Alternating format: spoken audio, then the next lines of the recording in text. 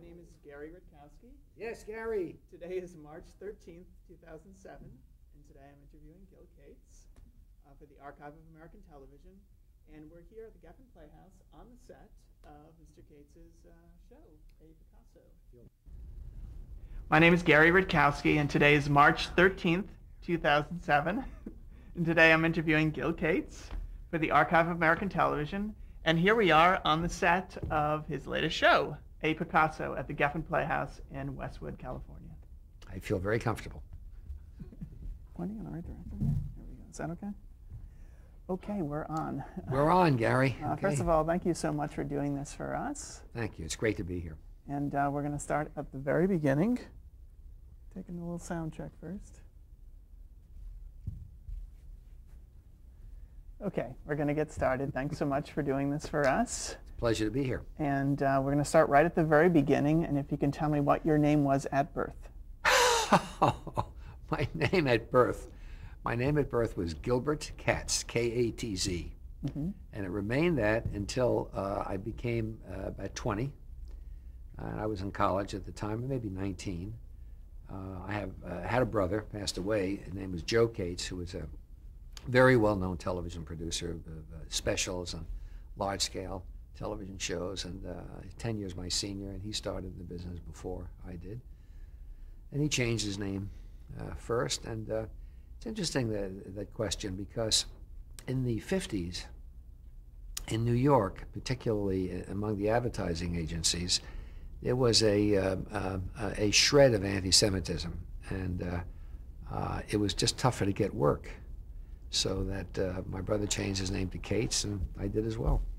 And what was your parents' reaction to that? Did they have they were positive about it. Oddly enough, they had come to America to assimilate, and they just regarded this as just one other step. So that they were actually surprisingly very positive about it. And when and where were you born? I was born in the Bronx in 1934. And do you know why they call the Bronx the Bronx? It's really kind of interesting. You don't say the Brooklyn or the Queens or the Manhattan or the Paris, but everyone says the Bronx, because the Bronx was originally owned by a Dutch dairy farmer named Bronx, B-R-O-N-X, and the whole area was a dairy farm, and people would go to visit the Bronx. And so people started calling it the Bronx, and if you try to say it without that appellation, it sounds weird. You can't say, I'm from Bronx. It sounds odd, doesn't That's it? True. You can give me the date. You gave me the year, but June 6th, 1934. And so you grew up there your whole childhood there? Yes, my childhood there. Going to, oddly enough, when I was a kid, there was no television. I mean, the television had been developed, but I didn't see television until I was about 13 years old. And our entertainment was really going to the movies, sports, basketball, street ball, street games, things like that. And the first television show I saw, oddly enough, my brother took me to see. It was on a 10-inch RCA set that a friend of his had, and it was the Ringling Brothers Circus. And I must say, I can remember walking into this living room and seeing I knew what I was going to see. I knew it was like a movie, and it was going to be on a small screen. And I'd seen television sets advertised in newspapers. I just had never seen one working. And there must have been 30 people in the room, I mean, literally. And off to one side was a very large black box. It could have even been a 7-inch screen, but it was a small screen, and you can imagine the focus that people had. They were watching it. I had to watch it because I was the youngest person in the room, from the end of the room, and I was just mesmerized by this little moving black and white picture. And it was probably happening right there in New York. Yes, yes. It was the circus, right. And what was your father's name? Father's name was Nathan, N-A-T-H-A-N, Nathan Katz. And what did he do for a living? Oh my God, you really want to get information here. This is going to be good for my kids. He was a dress contractor in New York City, in the Bronx. And dress contractors were people kind of interesting. There were large companies that manufactured dresses. And when by that I mean they designed them and they manufactured them. And they made a whole line of different dresses. And if during the year they had one dress that was a very big success, they didn't have the manufacturing equipment to manufacture all of those dresses, so that they contracted them out, which is not unlike a network contracting out shows to be made by individual contractors. So I guess I'm not that far removed from my father's business. And your mother's name? Nina, N-I-N-A. Did she work? She did. She did. She worked with my father. My mother came from Russia, as did my dad. My mom wanted to be a ballet dancer, and they came to America separately, and probably about 1919, 1920, which is amazing now because that's a century ago. It's 2 centuries ago almost. And they met here, and they both became chiropractors, which is odd, but they did, and neither of them practiced, and my dad went into the dress business. You know, it's funny, when my father came to this country, he came on a boat and Ellis Island with an oak tag around his neck and a little label saying, you know, whoever his American contact was. And the first job that he had in America, and I just remember it so well because it seemed to me such a mind-numbing job, was as a belt turner. You know a belt, like a woman's belt. You know how you make a belt. You take 2 pieces of it's not a joke. You take 2 pieces of fabric and you stitch around, right? And then you have to turn it. So there's a long spindle that sticks up, and you turn the belt inside out. Anyway, that was his first job as a belt turner. And do you have any other siblings? I do. My brother, who was the producer, passed away, and my sister, and she. Her name is? Her name is Kit, K-I-T, Adler, A-D-L-E-R. She also was in the theater in England as a producer, and her husband, who passed away, was Jerry Adler, who was for many years the head of NBC Enterprises, which was the NBC sales unit during the 60s and 70s. So my whole family has been kind of in and around it. And did you have any aspirations for theater or the movies when you went as a kid? No. I had a fanciful imagination. What happened is that I was a fencer in high school. As I said, I was born in the Bronx, and I went to DeWitt Clinton High School, which was a huge all-boys school. I think there were 2,000 boys in it, and I didn't particularly like it there. It was kind of a rough school when I went there, but I was on the fencing team. And my mother and father wanted me to become a doctor, so they agreed, and I was eager to go to Syracuse University, where my sister had gone, and I enrolled as a pre-medical student. But when I got there, because I was a fencer, I applied for the fencing team, and I went to a tryout and made it. And at that period of time, it used to be that you could only be on a varsity team your sophomore year. But because of the Korean War, they had changed the rules a little bit, so you could be on a varsity team 3 or 4 years. And, some guys were going in the service their senior year. So bottom line is I got on the fencing team in Syracuse. And I remember it was end of September, like the 3rd week of September, and the coach, Benjamin Burt, who was an Olympic fencer himself, a remarkable fencer, received a notification from the head of the drama program at Syracuse, a man named Sawyer Falk, that he needed a fencer to help choreograph the battle scene between Richard and Richmond in Richard III. So Ben Bird came to the squad and said, okay, we need one of you guys to go up there and help those, weird drama students out. And so the captain of the team decided that they'd pick straws, and literal straws, like a soda straw. And I saw him do it. He actually cut one of the straws a little short, gave it, kind of was my choice. I didn't have a choice. I picked it out because I was the newest person on the team. And I went down to the Astor Theater in Syracuse, New York, downtown Syracuse, New York, and felt very much at home in that environment and enjoyed it.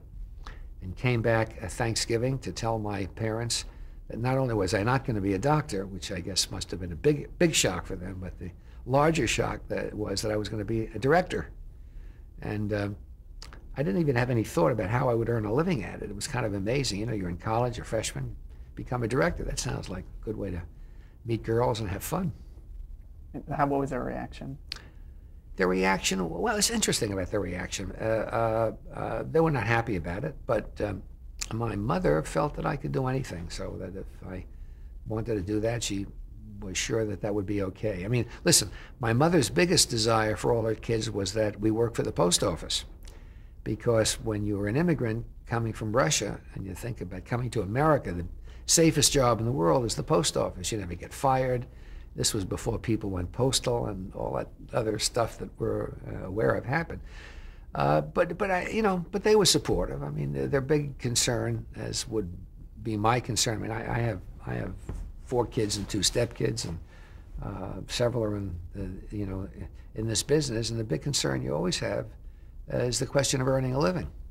It's not like my wife's a physician, and when you get out of medical school that unless you're just awful beyond belief, that you're going to get a job somewhere and you can always earn a living. And so did you switch majors? Oh, I did, right? Yeah, right then and there. I don't even think I waited to come home to switch majors. It wasn't that big a deal. I mean, now,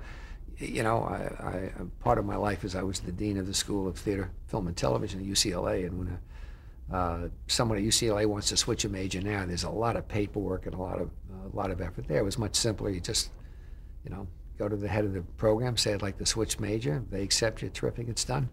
So when you graduated from school, what was your next step? Well, I graduated from school, right, and I was 4F. I had a fencing accident, which was one of the odd. What happened? I was fencing a guy named Edmund Diderian. It is 50 years ago. I'm talking about more than 50 years ago, and it's actually kind of a neat story. I don't think I've told it, literally in decades. When you fence, you bend the foil. You actually put a bend in the foil yourself, so that every time you hit, the foil bends the same way. Because if it bends this way and that way, it'll snap off. So you always put a bend in the foil. So I remember I was fencing Diderian, and I was a foil fencer. This was épée, and épée is a different target area. The entire body is a target. You can score a point in someone's back or foot and this fellow's foil had an S in it. It was just the oddest bend I'd ever seen. It was just bent down at the base, the bell, and then it bent up at the tip.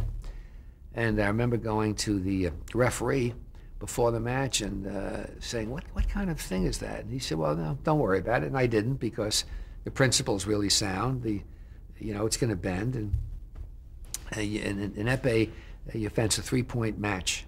And in those days, it was before the electrical épée would score it. So what you did is, at the very tip of the épée, you had a little piece of cotton with red dye, and you stuffed it into a little button which had 3 points in it, like the point d'arrêt is what it's called. So what happens is when you literally stick somebody, the referee can go look and see if you stuck them, because if you stuck them, the little point would pull up a piece of fabric, as opposed to wiping someone, which is not a point. You can wipe someone, you can also get a stain. So the score was 2-2, which was pretty good, because he was a pretty good fencer, and I was really lucky. And I'm not being modest, I was lucky. This guy was really great. And all of a sudden, the next thing I knew was, it was remarkable. Edmund was not holding his weapon. The bell was standing up in the air, which was just, I have that picture right now, just the strangest looking thing. And then, of course, I looked down and I saw the reason he wasn't holding his weapon is because the point had slipped off and the front of it was sticking in my knee momentarily. Then I passed out. And I had a little operation. And so anyway, back to graduating college, right? So I got out of college, and I wasn't quite ready to go to New York then. I wasn't really ready for prime time, so I agreed to stay on for an extra year. I was asked to teach and get a master's degree, so I stayed on. Then it was kind of easy to get an MFA in 12 months. You taught acting? Taught an acting class, yeah. Actually, I had a student in my class named Fred Silverman, who did very well for himself. And I gave him a B, and I always joke with Fred, I should have given you an A. Things would have gone much easier. So when you finally did decide to go to New York, how did you go about getting work? I had a brother in the business, and he helped me get a job as a guide. Well, the first job I had was as a page at ABC. This was while I was working, while I was in college. And one summer at 7 West 66th Street in New York. And that's pretty early on for ABC, isn't it? Yeah, well, it was, right across the street was a stable, which is obviously no longer there. And I manned the front desk as you went in from 7 West 66. We had a little desk there and had my shifts and enjoyed it. And I can still remember walking into the studio and smelling those vacuum tubes. I mean, it always reminds me of, Robert De Niro in Apocalypse Now, the smell of gasoline in the morning or whatever it is. But I remember that warm and unmistakable kind of ozone-y smell of vacuum tubes.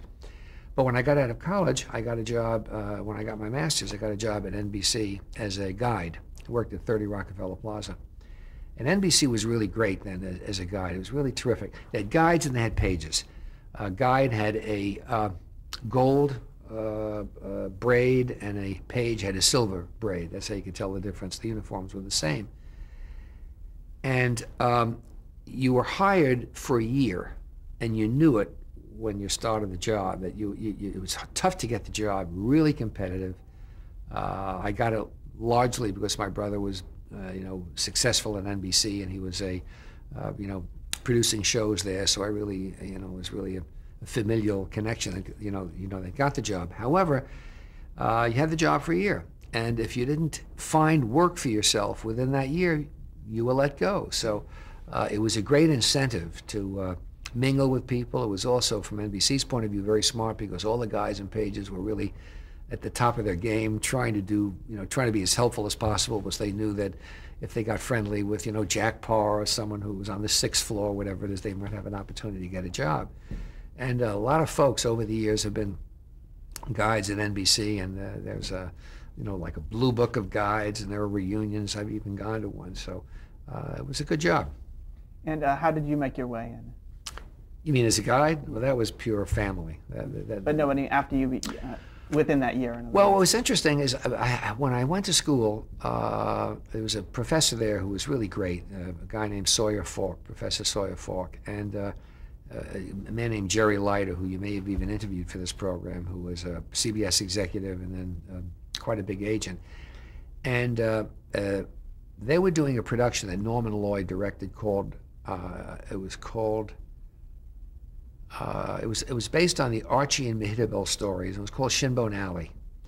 And it was about just trying to think of these artful characters, a cockroach and a cat.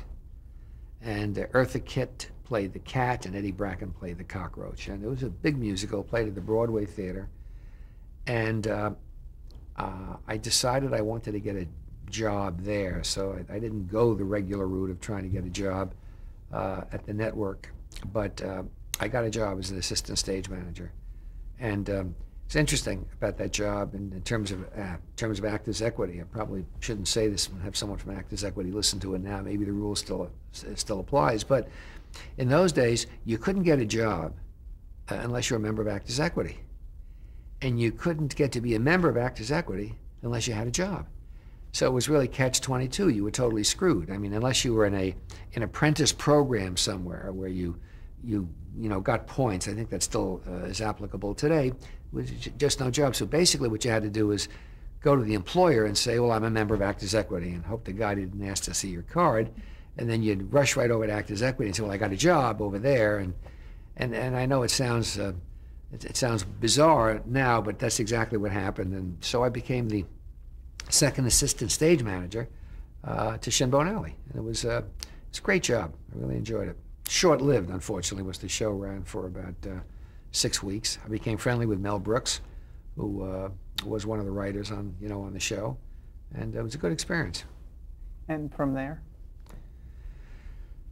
Well, it's a little fuzzy in my own memory at that point, but I do remember the next job after that. I worked for about 5 years in game shows. I had a big time in game shows.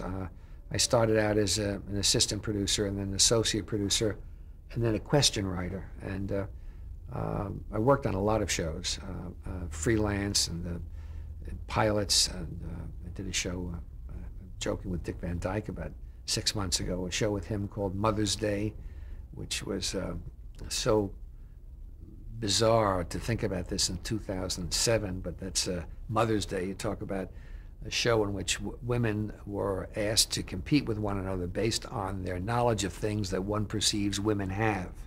such as how many potatoes go in to make 5 pounds of potatoes. I mean, it's been embarrassing stuff.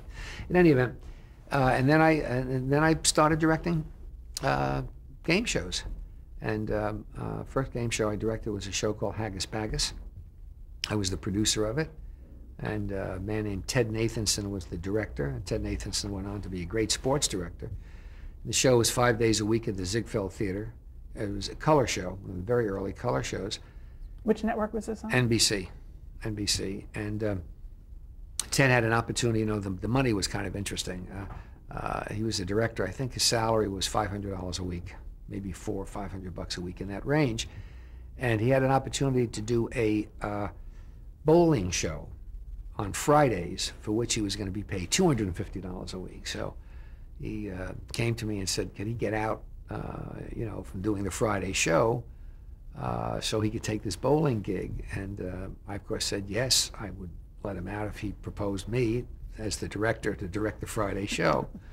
And Walter Miller was the technical director. Walter Miller has become an enormous director of variety shows and, Grammys and, one major special after another. His son, Walter Miller, Paul Miller, who I've worked with a lot, is also a great director. So, when you think about these things, I just want to say that New York was a very wonderful experience in the 50s. It really was great because television was new, firstly, and it wasn't fully staffed, so a lot of theater stage managers moved over and got jobs as stage managers there. Also, none of these jobs were career jobs then. It's kind of interesting that most of the stage managers that I knew wanted to become associate directors, and most of the associate directors wanted to become directors, and they did. You got a job as a stage manager, you moved up. And then somehow, these jobs got filled, and there was a lid to everything. And now a stage manager is a career job. Stage manager 40, 50 years retire. ADs are. So, but it wasn't the case then. There was a vibrancy, and there was a sense of people constantly moving around, and folks who did a play and who had an opportunity to work in television did that, and then they had opportunities to work in films, and Sidney Lumet even then was making films in New York. Actually, I think there were more films being made in New York in the 50s than there probably are, today. In this 2007, 2008 season. Do you think a part of the excitement was the fact that it was live television, that the shows were going on the air? Yes, I mean live television.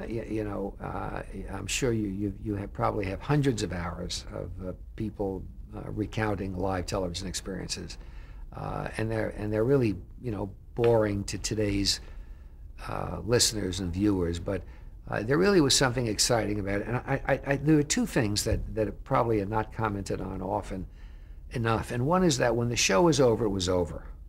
You didn't have the terrible experience of doing a show on tape and then having to show it to, the network executive and the advertising agency, and trying a TV cue and editing it and changing it and going through all the anxiety that, in my humble opinion, doesn't mean a crap anyway. A show for the most part either works or it doesn't work, and what you do afterwards is really an embellishment that rarely helps.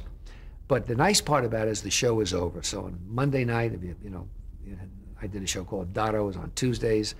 Tuesday, boom, it was over and it was done.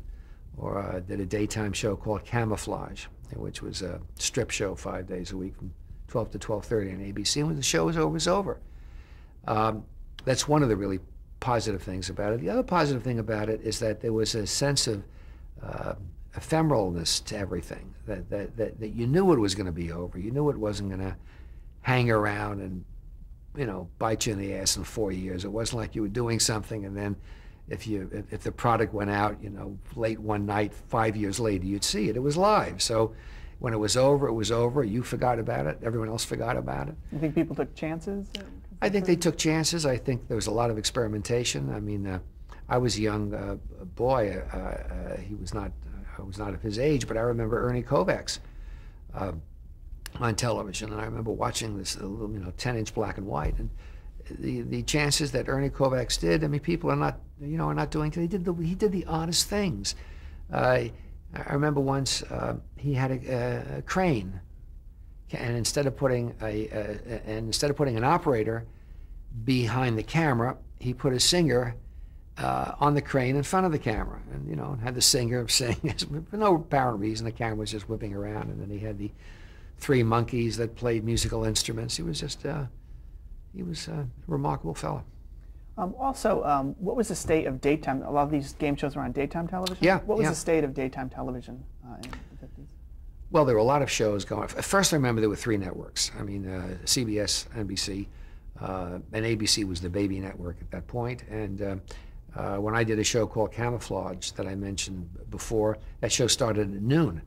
It opened the network. Prior to noon, there was no network programming. There was local programming. I mean, I still remember test patterns where you put on turned on the networks like 2 o'clock or 1 o'clock. You'd hear the American flag, Star Spangled Banner, and then you got a test pattern until 9 o'clock the following morning when it was a local station, which the network didn't really start much before noon. But there was a sense of camaraderie. I mean, when you think about only 3 networks, that's not a lot of programming. I mean, today you think in terms of hundreds and hundreds of potential sources. But I knew most of the people in the television business that were involved in game shows at that time. If I had to put a number on it, I would say that the number had to be under 1,000, so that over a period of time you got to know everybody. One of the great jobs that you got when you got out of college was as an applause waver. I remember doing that. You got paid $20.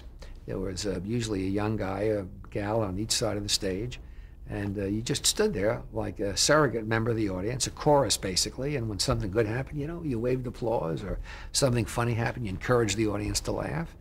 And if you programmed your little date book well, I remember on Thursdays I used to do 4 gigs, which was great. I made almost $100 on Thursday night just going around from one place to another place, waving applause. So that it's funny that now I'm not sure that does exist, or that does, whether it does not exist, but there was that family sense then.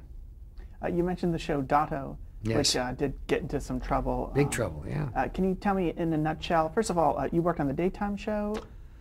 I worked on both shows. I worked on the daytime show. The daytime show was produced by a man named Ed Jurist. It was Frank Cooper Associates was the packager of the show.